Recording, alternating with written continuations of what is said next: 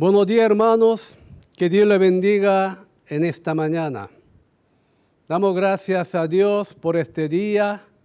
Y hoy vamos a leer la palabra de Dios en el Evangelio según San Mateo, capítulo 28, versículos 5 al 7, vamos a leer. Y dice así la palabra de Dios. Mas el ángel respondiendo dijo a las mujeres: no temáis vosotras, porque yo sé que buscáis a Jesús, el que fue crucificado. No está aquí, pues ha resucitado como dijo. Venid, ved el lugar donde fue puesto el Señor. E id pronto y decid a sus discípulos que ha resucitado de los muertos, y aquí va delante de vosotros a Galilea, allí le veréis, he aquí os lo he dicho. Hasta aquí la palabra de Dios en esta mañana. Hoy quisiera compartir la palabra de Dios con el tema del mensaje, el poder más grande. El poder más grande. Con este título quisiera compartir la palabra de Dios en esta mañana. Hermanos, ¿cuál sería el poder más grande del mundo para usted? ¿Cuál sería el poder más fuerte en este mundo hoy en día? Todos los poderes de hoy están arrodillados ante el poder del dinero.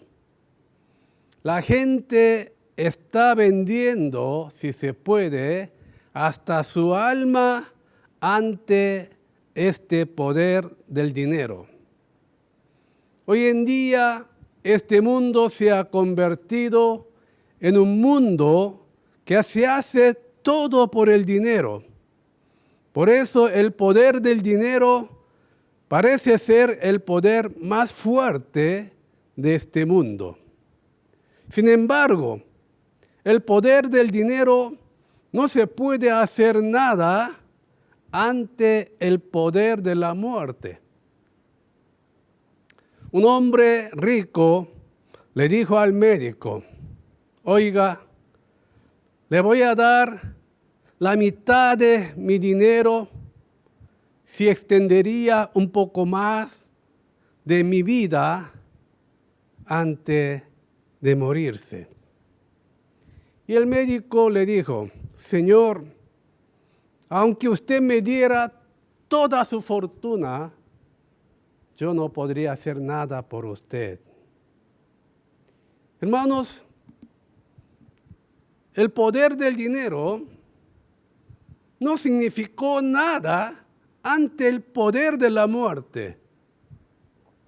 Steve Jobs, el fundador de Apple, quien tenía tanto dinero, dijo así antes de su muerte, que no había nada que podía hacer con todo su dinero que tenía. Tenía una fortuna del mundo, pero con todo ese dinero no pudo hacer nada ante el poder de la muerte. Podríamos decir que el poder más grande de este mundo es el poder de la muerte. O sea, entre comillas, podríamos decir, aunque uno posea mucho, en el momento de la muerte, todo va a ser inútil y sin valor. No importa cuántas cosas poseas.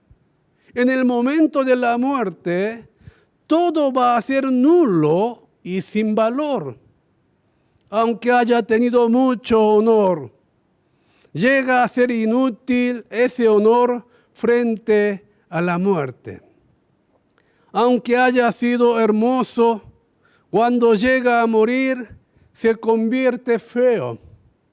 Sin vida no hay un ser hermoso en este mundo. No importa cuán fuerte haya vivido en este mundo, en la hora de la muerte, todo va a ser derrumbado. La muerte es tan fuerte que hace temblar hasta los héroes y a los valientes de este mundo. La muerte está siendo el poder absoluto sobre todas las cosas de este mundo. El poder de la riqueza, el poder del honor, pierden su sentido ante el poder de la muerte. Cicero, el ideólogo romano, delante de la tumba de su hija amada Julia, apagando la vela con un largo suspiro, y dijo con grito: ¿es esta tu vida, Julia? ¿Este era tu vida? ¿Para eso naciste? Se lamentaba ante la muerte de su hija, que él con todo lo que tenía sentía una impotencia de no poder hacer nada por su hija que murió. Confucio también,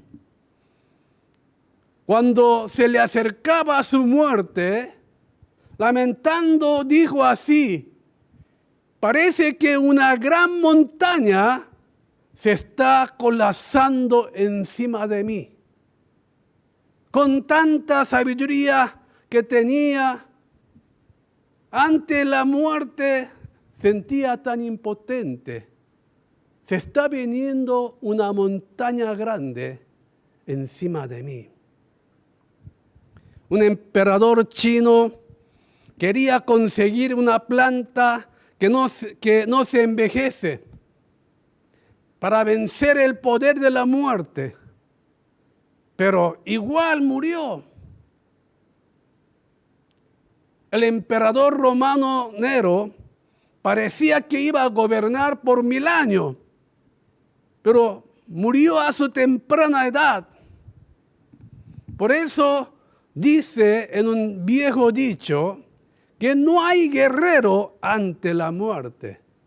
Todos los hombres poderosos y fuertes de la historia humana se arrodillaron ante este poder irresistible de la muerte. Todos se arrodillaron. No pudieron hacer nada. El poder de la muerte era un poder absoluto. No había nada que podía hacer delante de este poder absoluto. Pero, hermano, hay un poder que puede vencer a este poder absoluto. Ese poder es el poder de la resurrección. El que puede vencer a la muerte es la vida. La resurrección significa volver a tener la vida. Dice en la Biblia que Jesús resucitado, vence el poder de la muerte y se va a reinar hasta que haya puesto a todos sus enemigos debajo de sus pies. Por eso dice así 1 Corintios capítulo 15, versículos 21 y 22. Porque por cuanto la muerte entró por un hombre, también por un hombre la resurrección de los muertos. Porque así como en Adán todos mueren, también en Cristo todos serán vivificados. Versículo 25 y 26 dice así: porque preciso es que Él reine hasta que haya puesto a todos sus enemigos debajo de sus pies. Y mire lo que dice: y el postrero enemigo que será destruido es la muerte. Hermanos, Jesús venció la potestad de la muerte a través de su resurrección y a través de su resurrección va a gobernar hasta poner a todos sus enemigos bajo sus pies. Hermanos, el poder de la muerte era el poder absoluto, era el poder irresistible. Todos los héroes, todos los hombres fuertes de este mundo se arrodillaron ante el poder de la muerte, pero Jesús, resucitándose de los muertos, venció esta potestad de la muerte. ¿De qué está hablando el texto de hoy que nosotros leímos en esta mañana? Hermanos, el texto de hoy está hablando de esto. Jesús venció al poder de la muerte con el poder de la resurrección. De eso está hablando el texto de hoy. Jesucristo fue crucificado y sepultado un día viernes por la tarde. Y el domingo por la mañana, María Magdalena y otra María fueron al sepulcro de Jesús. Pero Jesús ya no estaba en el sepulcro porque se había resucitado. De eso está hablando el texto de hoy. Veamos el versículo 1 del capítulo 28 de Mateo.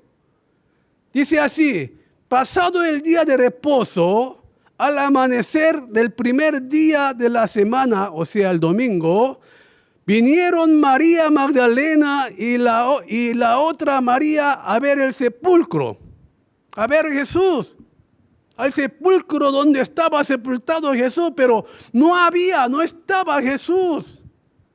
Entonces María Magdalena y otra María estaban asustados. De ahí el ángel de Dios está hablando a esta María, el versículo de hoy. Veamos versículos 5 y 6 del texto de hoy. Mas el ángel respondiendo dijo a las mujeres: no temáis vosotras, porque yo sé que buscáis a Jesús, el que fue crucificado. No está aquí, pues ha resucitado como dijo. Venid y ved el lugar donde fue puesto el Señor. Jesús ya no estaba ahí en el sepulcro porque había vencido la potestad de la tiniebla, el poder de la muerte con el poder de la resurrección. La potestad de la tiniebla no podía retener más a Jesucristo. El poder de la muerte estaba reinando este mundo, pero ya no se podía reinar más ante el poder de la resurrección. Por eso, hermano, el poder que puede vencer el poder de la muerte es el poder de la resurrección. La resurrección de Jesús es la parte más difícil de aceptar para la persona moderna que están acostumbrada al pensamiento científico y racional. Para mucha gente que piensan científicamente, racionalmente, cuestan aceptar esta resurrección. Pero hermanos, permítame decirle, todos los discípulos que estaban en el lugar de la muerte de Jesús se habían huido. Y estos discípulos de Jesús que se habían huido deberían estar viviendo una vida que no esté relacionada con Jesús. Pero sucedió lo contrario. Después de la muerte de Jesús, los discípulos comenzaron a vivir como un verdadero testigo del Señor. Después de la muerte de Jesús, estos discípulos que se habían huido, ellos volvieron a reunir y ellos volvieron a vivir una vida como verdaderos testigos de Jesucristo y estaban dispuestos a morir, y los 11 discípulos de Jesucristo, excepto Judas Iscariote, los 11 fueron martirizados. Ellos, para testificar a Jesús, aceptaron ser martirizados. Hermanos, permítame decirle, en este mundo hay cosas que se pueden forzar, hay cosas que no se pueden forzar. ¿Por qué los 11 pudieron ser martirizados? Porque habían convicción en ellos. Ellos habían visto a Jesús resucitado. Esto no es algo que se puede forzar. Ellos, después de ver a Jesús resucitado, ya no tenían más temor a la muerte. Por eso, hermanos, los 11 pudieron ser martirizados. Dijo Pascal, uno de los más grandes eruditos, si los discípulos de Jesús hicieron falsamente la resurrección de Jesús, ¿cómo podemos entender la verdad que demostraron los discípulos a través de su muerte? ¿Cómo? Esto no se puede explicar con otra palabra. Ellos tenían convicción. Y esa convicción los llevó hasta la muerte. Porque habían visto a Jesús resucitado. Quizá nosotros no entendamos con nuestro conocimiento científicamente, racionalmente. Pero hermanos, ¿cómo vamos a explicar que los 11 sus discípulos puedan morir por ser testigos de Jesús? Este es el poder de la resurrección que venció el poder de la muerte. Nosotros asistimos a la iglesia y creemos en Jesús por causa de esta resurrección de Jesucristo. Todos nosotros estamos destinados a morir. Por eso todos los hombres se mueren. Pero nuestra alma no se mueren porque son seres inmortales. Nuestro destino final no es el cementerio. La muerte es una separación del alma con el cuerpo. Cuando muere este cuerpo va al cementerio o se vuelve a la ceniza. Pero nuestro alma es un alma inmortal, un ser inmortal, vuelve a Dios. La muerte es dormir en la tierra y despertarse en el reino de Dios. Hermanos, por eso los discípulos, los 11 discípulos de Jesús pudieron ser martirizados porque había convicción, el poder de la resurrección en ellos. Hermanos, 8 de abril del año 1945, el pastor alemán Dietrich Bonhoeffer estaba haciendo su oración matutina en su celda. De repente apareció 2 hombres robustos y dijo: Bonhoeffer, síganos. En ese instante, el coronel inglés que estaba en la celda dijo así: Pastor, es mi último saludo. Vaya en paz. Entonces el pastor Bonhoeffer dijo con una sonrisa y con un rostro tranquilo, dijo así: no es el último, sino ahora es el comienzo. Y fue ejecutado el pastor por los alemanes. Terminó, pero pacíficamente. Esto no es el fin, es el nuevo comienzo. Un pastor, teólogo, famoso, conocido, un joven pastor. Se fue así porque había una convicción de la resurrección. Sabía que el poder de la muerte no podía prevalecer contra el poder de la resurrección. Hermanos, ¿qué significa la resurrección para nosotros? ¿Qué significa para nosotros? La resurrección significa que va a haber un juicio delante de Dios. Todos nosotros. Nuestras almas son inmortales. Por eso todos tendremos un juicio delante de Dios. La Biblia nos habla bien claramente de este asunto, que tendremos justa retribución conforme a nuestra obra delante de Dios, después de nuestra muerte. Por eso Hebreos capítulo 9, versículo 27 dice así: y de la manera que está establecido para los hombres que mueran una sola vez y después de esto el juicio.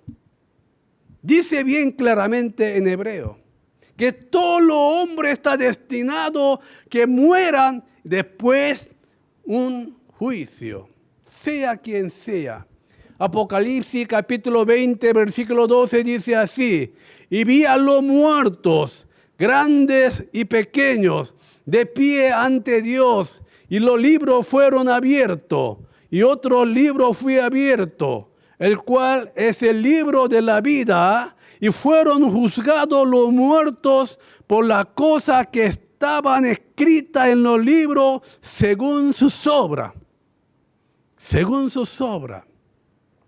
Todos nosotros compareceremos delante de Dios y tendremos un juicio de la recompensa o un juicio del castigo conforme a nuestra obra.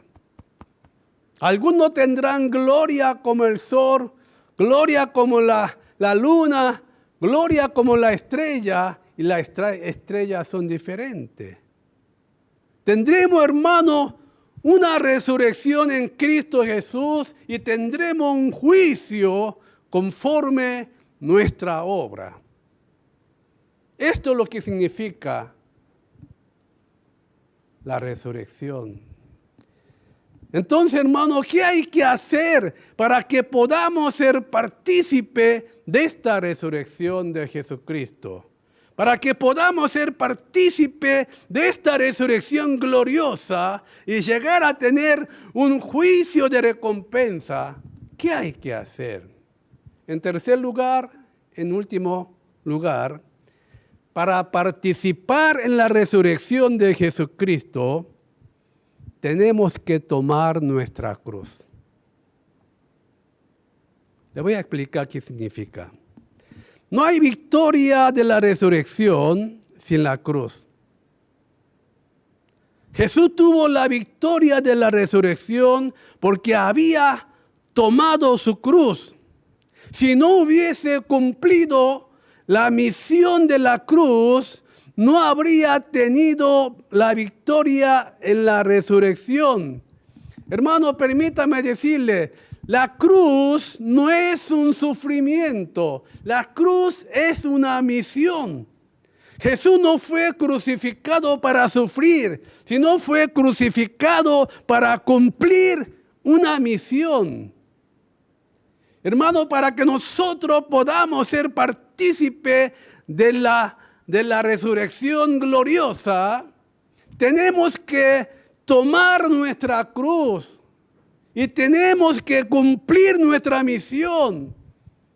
Tener la fe significa cumplir una misión que tiene que cumplir. Si no tendría la fe, nunca cumpliría esa misión de la cruz. Bueno, es correcto que la salvación es por la fe. Hey, pastor, la salvación es por la fe. Algunos dirán, sí, está bien. Pero déjame preguntarle entonces, ¿qué es la fe? ¿Qué es la fe entonces? La fe es hacer algo por lo que cree. No sé si le dejo entender. Es correcto que la salvación es por la fe. Entonces, ¿qué es la fe? La fe es hacer algo por lo que cree. Si uno dice que tiene fe y no hace nada, ¿qué es esa fe? Si uno dice que tiene fe, que cree, pero que no hace nada, ¿esa fe salvaría a esa persona? Dice la Biblia, la fe que no hace nada es una fe muerta que no lleva a nada. La fe es hacer algo por lo que cree. La fe es llevar la cruz y tomar la cruz y llevar esa cruz, cumplir la misión. Esa es la fe. Cuando Jesús dijo que tenía que subir a Jerusalén para ser padecido y crucificado, su discípulo amado Pedro le dijo que no lo haga, que no vaya a Jerusalén y que no sufra y que no sean crucificados. Pedro le dijo así a Jesús. Entonces, ¿qué dice Jesús a Pedro? Veamos lo que dice Jesús a Pedro. Mateo 16, 21 al 24 dice así. Desde entonces comenzó Jesús a declarar a su discípulo que le era necesario ir a Jerusalén y padecer mucho de los ancianos, de los principales sacerdotes y de los escribas, y ser muerto y resucitar al tercer día. Entonces Pedro, tomándolo aparte, comenzó a reconvenirle diciendo: Señor, ten compasión de ti, en ninguna manera esto te acontezca. Entonces, ¿qué le dice Jesús? Mire lo que dice Jesús. Pero él, volviéndose, dijo a Pedro: quítate de delante de mí, Satanás, me eres tropiezo, porque no pone la mira en la cosa de Dios, sino en las de los hombres. Entonces Jesús dijo a su discípulo, mire lo que dice aquí Jesús: si alguno quiere venir en pos de mí, niéguese a sí mismo y tome su cruz y sígame. Hermanos, tener la fe, participarnos en la gloriosa resurrección de Dios, ser discípulos de Jesucristo, es negarnos a nosotros mismos, tomar nuestra cruz y cumplir nuestra misión para que podamos ser participantes de la gloriosa resurrección de Jesucristo. Esta es la vida de los cristianos. Este es el Evangelio. Esta es la vida que tiene que llevar un cristiano. La vida de un creyente es una vida que lleva su cruz y que cumple su misión. La vida de un creyente es cumplir la misión aunque haya prueba, lucha, dificultad en la vida. La vida de un creyente no es gozar y disfrutar de la gloria y de la riqueza de este mundo, aunque muchos pastores enseñan así. Hermano, no es así. No digo que la bendición es malo, pero la vida de los cristianos es cumplir una misión para que pueda participar en la gloriosa resurrección de Cristo. Sin la cruz no hay resurrección. Para ser partícipe de la gloria de la resurrección hay que cumplir la misión de la cruz. Hermanos, quiero finalizar el mensaje a través de una vida que cumple la misión de la cruz. Gocemos y participemos en la bendición de la resurrección en Cristo Jesús. Hermanos, que Dios le bendiga en este día de la resurrección y que podamos gozar la bendición, la gracia de la resurrección en Cristo Jesús, y que Dios nos ayude a ser partícipe de esta gloriosa resurrección de Jesucristo. Oremos, por favor. Padre mío, Dios mío, hemos compartido tu palabra sobre que Jesús, con el poder de la resurrección, venció al poder de la muerte y nos ha dado este privilegio de participar en la gloriosa resurrección de Jesucristo.